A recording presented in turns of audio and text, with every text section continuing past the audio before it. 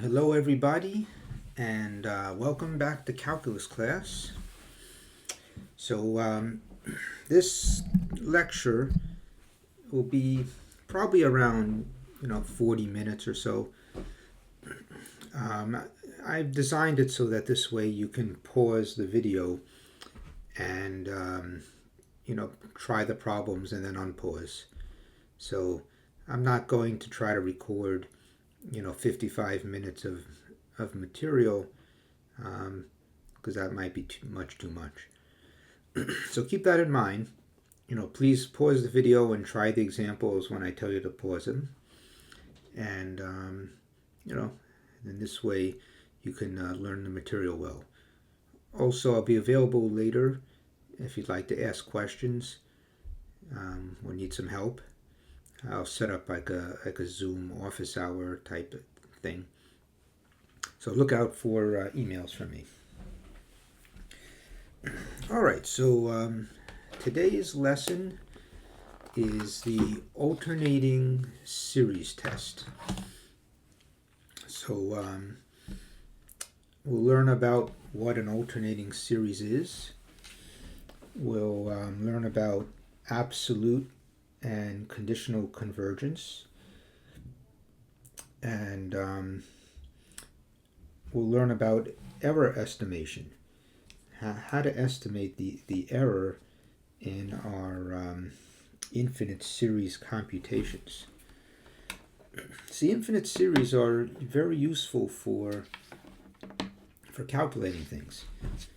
And if you're going to calculate something with an infinite series, it's essential that you know how many terms you need to use of the infinite series. Okay. All right, so let's start. So our learning objectives are to state and apply the alternating series test, distinguish between absolute and conditional convergence, verify all conditions of the test. So before you use a test, you have to verify that you're allowed to use the test. Estimate the errors in partial sum approximations. I don't know if we're going to get to this, solving complex problems involving alternating series, but maybe we'll take a look at them. All right, so what is an alternating series? Well, if you look over here, then these are alternating series. Notice that they're infinite series, and the terms, the sign of the terms oscillates. So positive, negative, or you could think of it as subtract a term, add a term, subtract a term, add a term. In these examples, we start with a positive, and then we go negative, and then positive. But there's no reason why we can't start with a negative, and then go to a positive, and negative, and positive. That's fine too. In fact, the two forms of the alternating series are right over here. And in this one, we start with the positive, and this one we start with the negative. You should note that the sequence a sub n is positive. So you build an alternating series from a positive series. So, for example, over here, in this example, an would be 1 over n.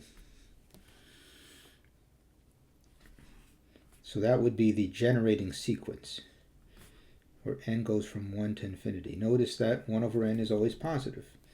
Here, the generating sequence would be, well, we want the odd numbers. It would have to be 1 over 2n minus 1 if we wanted to start at 1, right? Notice once again positive. Here, a sub n would be 1 over n factorial. But in this case, you traditionally would start at 0. And by the way, 0 factorial is 1. So keep that in mind. 0 factorial is 1. All right, so we have to understand, it's very important, absolute versus conditional convergence. So now let UN be a sequence and look at the infinite series of the UNs.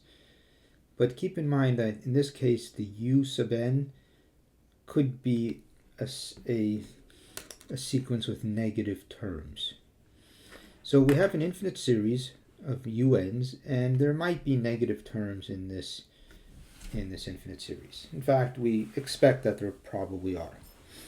So what we could do is we could put an absolute value around every single term. Okay?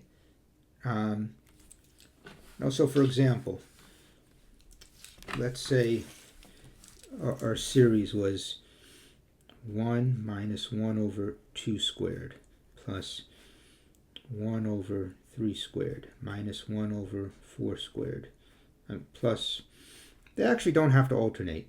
In this example, for this definition, it's not required that they actually alternate. So let's say we have any series with positive and negative terms. Okay? Now, what we could do is put an absolute value around every single term. So if we do that, everything becomes positive. So the 1 stays the same, of course. And if we put an absolute value around that, that'll become positive. That already was positive, so the absolute value doesn't really matter. Same thing there. And remember, we're really adding terms. When you do an infinite series, you're adding terms. If they happen to be negative, it might look like you're subtracting, and it is the same. But we basically add terms, and if they're negative, they're negative. So putting absolute values around everything, of course, is just going to give us the standard P series, n p equals 2. Now, this is very different than putting the absolute value around the whole series. So if you have something like this and you put the absolute value around the entire series, that's very different, because in that case you're allowing cancellation to occur.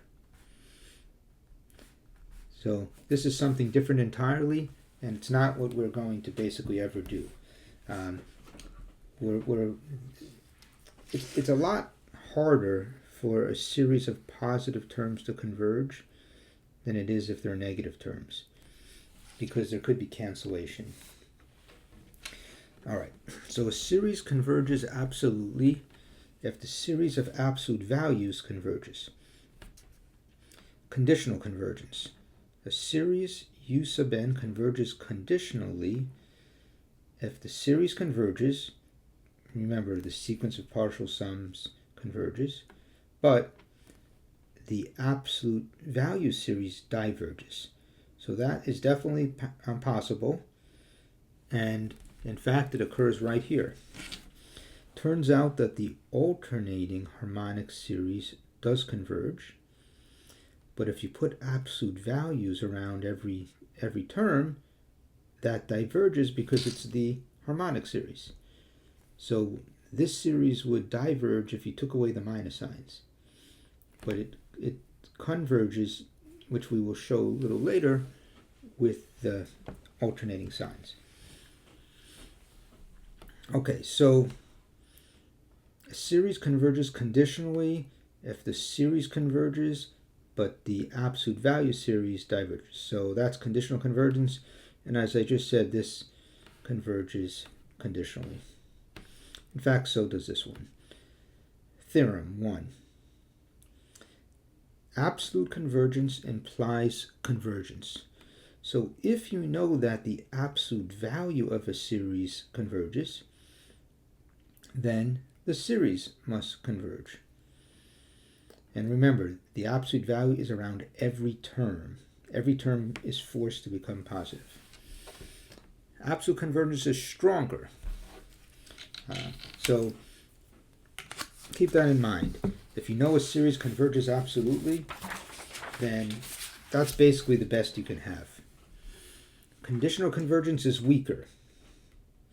In fact, when you have conditional convergence, if you change around the order of the numbers, you can get different answers. What does that mean? I don't think it's something you guys have to worry about so much, but 1 minus a half plus a third minus a fourth plus a fifth minus a sixth. If you do it like this, you actually get the natural log of 2. But imagine doing it like this. 1 plus a third and then minus a half. And then you go to the next two positive terms.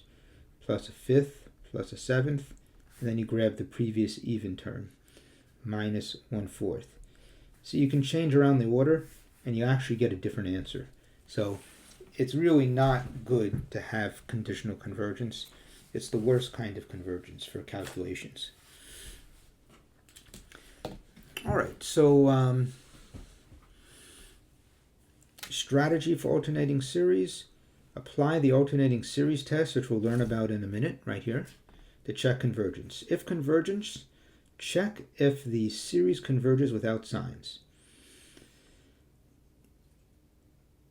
The a sub n's are the positive numbers. This is a little tricky, but let me reinforce this. So the a sub n's are positive. Remember, that's how we're back to alternating series again. So let's go back to the previous page.